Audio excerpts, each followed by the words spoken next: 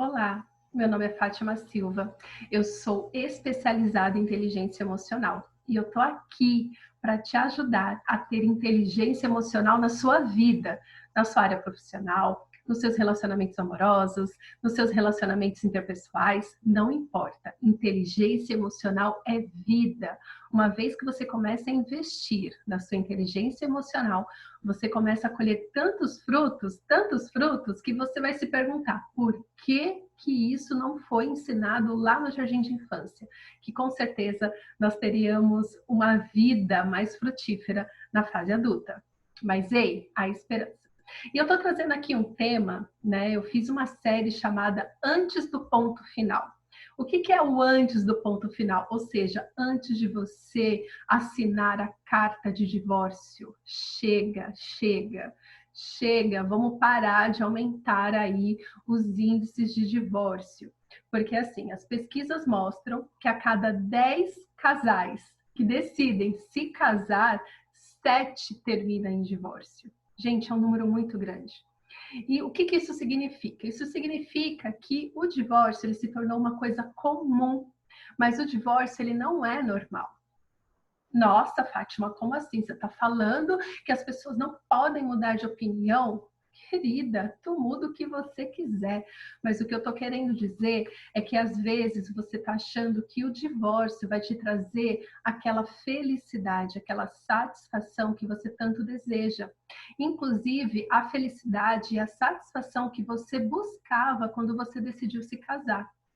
Então, o divórcio ele se torna comum por quê? Porque é a busca insaciável de uma pessoa querendo ser feliz. Então, vai trocando, casa com um, casa com outro, que casa com outro. E, não, mas o importante é ser feliz. E você nem sabe o que te faz feliz. Então, o divórcio ele pode ser comum, mas ele não é normal. Por que eu falo que ele não é normal? Porque é o seguinte, o normal seria você olhar para você, resolver as suas pendências emocionais, depois resolver as pendências emocionais como casal, sim, ele também tem parte disso. Então, o normal seriam duas pessoas buscando a reconciliação e honrar a promessa que um dia fizeram, até que a morte nos separe. É claro, é óbvio que eu não estou falando de casos extremos de violência doméstica. Não é isso que eu estou falando, né? Muitas mulheres sofrem com violência doméstica. Eu já conheci homens que sofreram com violência doméstica. Nossa, Fátima, como assim? Sim, já conheci homens que apanhavam das mulheres. Você fala, como assim? O primeiro cara que eu atendi nessa situação, eu pensei isso, eu falei, como assim você apanha da mulher? Mas era um homem muito machucado, literalmente, não só por fora, porque ela realmente socava a cara dele. Aí você vai falar assim, o que ele fazia para ela socar a cara dele? O que acontecia, o movimento tóxico que acontecia, era discussão, discussão, discussão, discussão, até que chegava num ponto da discussão que ela avançava para cima dele e batia nele. E ele, né, não se defendia, até ele falou, poxa, não existe Maria da Penha para os homens. Mas não é essa a questão aqui. Estou falando de casos extremos de violência doméstica. Mas até mesmo para os casos de violência doméstica existe um gatilho, né? O homem, quando ele é violento, quando ele é ciumento, quando ele é possessivo, ele já mostra isso desde o namoro. Mas isso é outra história. Eu quero falar aqui com sobre duas pessoas que tinham tudo para dar certo. Sabe aquele casal que você olha e fala, nossa, eles realmente nasceram um para o outro? Que ela é uma pessoa super gente boa, que ele é um cara super gente boa, os dois têm tudo para dar certo. E aí, porque esses dois têm tudo para dar certo, que muitas vezes a gente não se conforma, por que eles se separaram? Ou seja, onde foi que eles se perderam? Aonde foi que um deixou de amar o outro? Entende? Então, eu não estou falando isso, eu vou fazer outra série sobre relacionamentos tóxicos, focado em violência verbal, violência emocional e física, mas eu quero falar sobre o divórcio, desse divórcio. duas pessoas que tinham tudo para dar certo. Óbvio, para chegar na decisão de divórcio, tem muita, muita, muita mágoa, tem muita culpa, tem muito remorso, tem muito assunto mal resolvido. Por quê? Porque tem assuntos que você deveria ter resolvido antes de casar. Ou quando você casou, você deveria ter avisado para o seu cônjuge: olha, eu estou trazendo este problema na mala. Nesta mala aqui que eu estou trazendo, eu estou trazendo meu pai alcoólatra. Eu estou trazendo uma mãe louca, obsessiva, que não sabe viver sem mim. Eu estou trazendo aqui também uma fantasia de casar com um homem perfeito. Então, você já casa com uma bagagem gigante, você não avisa, porque ninguém treina a gente para casar, não é verdade?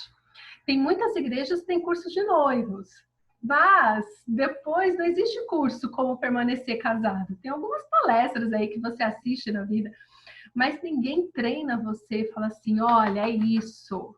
Olha, resolva essa pendência. Olha, isso aqui você resolve sozinha. Isso aqui você vai resolver com seu marido. Ninguém fala isso.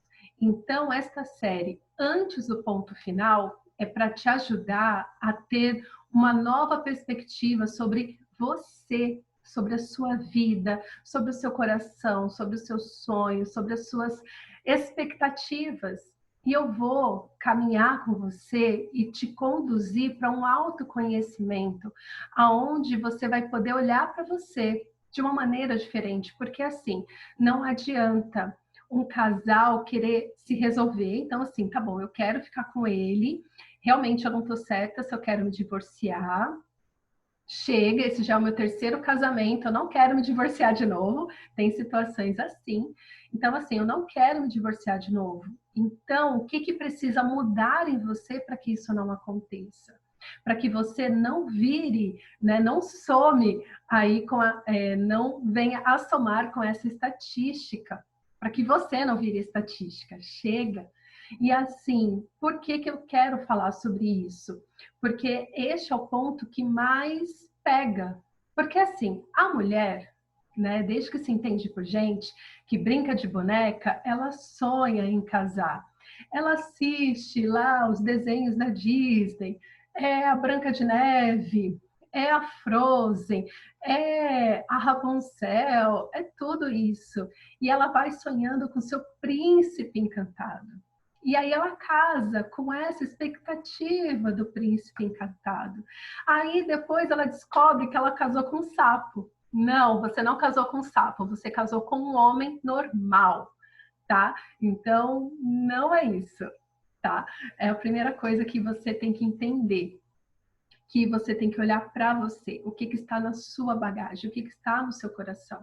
E depois que você olhar para a sua bagagem, para a sua história, com o que está no seu coração, você também pode olhar para o seu marido de uma maneira mais honesta, porque ele também trouxe da bagagem dele várias coisas. Uma mãe possessiva, um pai ausente, às vezes uma má administração financeira, porque essa é outra taxa de divórcio gigante. Desses casais que separam, uma boa parte deles, se eu não me engano, mais da metade, é por motivos de dívidas financeiras, nem é por traição. Porque quando um casal se separa, a gente fala: ah, traiu. Às vezes não é traição, às vezes são dívidas financeiras que não tiveram sabedoria e foi levando, e foi levando, e foi devendo, e aí vai desanimando, né? Porque nunca vem a cor do dinheiro, é só para pagar dívidas. Eu conheço casais que passaram por isso e realmente foi momentos decisivos. De hoje a gente fica junto, a gente se separa por conta de dívidas financeiras.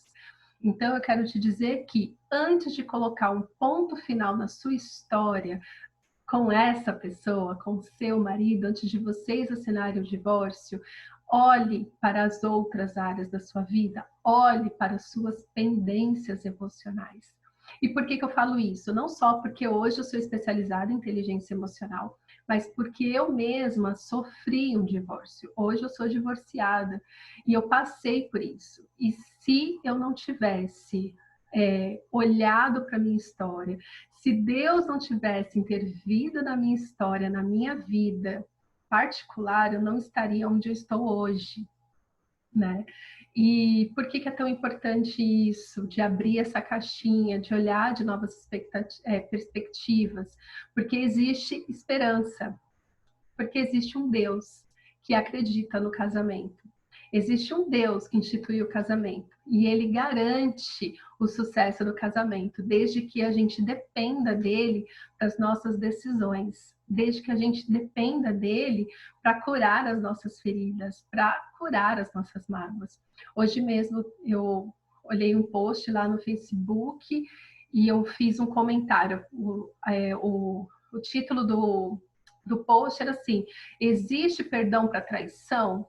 E eu comentei lá, fui lá e comentei, falei assim, olha, primeiro você tem que olhar para a traição como um todo. O que aconteceu para que houvesse a traição? Porque muitas vezes as pessoas pensam assim, traiu porque não ama, quem ama não trai, né? Quem é, né? Os moralistas de plantão. Eu concordo que a traição é um ato assim muito violento, né? Porque existe dentro da traição tem a mentira, tem a manipulação, tem a humilhação. Mas ninguém acorda e fala assim, nossa, vou trair hoje. É hoje. Não. A traição é um processo. E como que ela começou? Ela começou numa insatisfação de um dos envolvidos. Eu estou insatisfeito. Eu chego em casa, minha mulher só reclama. Eu chego em casa, o meu marido não me dá atenção. Então, a traição, ela é um processo e você tem que entender aonde que essa traição começou. Porque, às vezes, a traição não é sinal que o amor acabou. É sinal que o amor, ele diminuiu porque ele ficou abafado por mágoas, remorsos, por assuntos não resolvidos, assuntos mal resolvidos, duas pessoas indo dormir, um de cara virada para o outro, já perdeu intimidade sexual, entende? Então, por isso que eu falo que a traição é um processo e cada caso é um caso, né? Cada pessoa é uma pessoa, cada coisa aconteceu. Então, você precisa olhar para a sua história com carinho, com gentileza. E é isso que eu vou te conduzir, é você olhar para si e começar a resgatar esse amor. Por quê? Porque se você ainda não colocou o ponto final, ou talvez você já até tenha colocado, mas ainda existe amor aí. Ainda existem sonhos, ainda existem esperanças, ainda existe aquele... Mas e se? E se der certo? E se Deus realmente existe e vier trabalhar nessa história? E se der certo? Bom, se der certo ou se não der certo, você tem que fazer este passo a passo de olhar para você com carinho, de resgatar o seu amor, de olhar para você como uma pessoa completa. E se o que eu estou falando aqui faz sentido para você, no sentido que houve traição, existe o caminho da traição. E precisa muita coragem para ir trilhando esse caminho para chegar no momento que a traição começou a acontecer. Porque muitas vezes a traição começa a acontecer quando vai existindo esse distanciamento do casal. Não precisa existir a terceira pessoa ainda de fato, mas o fato de ter distanciamento emocional do casal, ambos começam a se sentir livres para se envolver emocionalmente com outras pessoas. E aí depois tem que sair quebrando este caminho e fazer o casal se reconciliar. Mas é possível. Então eu tô aqui para te dizer que acredite, ainda não é o fim. Ainda não é o fim. Se você é uma pessoa normal, é uma pessoa que olha e fala realmente, eu tenho tudo para dar certo, a gente ainda se ama, a gente tem brigado muito, a gente está muito distante, mas eu sinto que ainda existe aqui uma faísca de amor.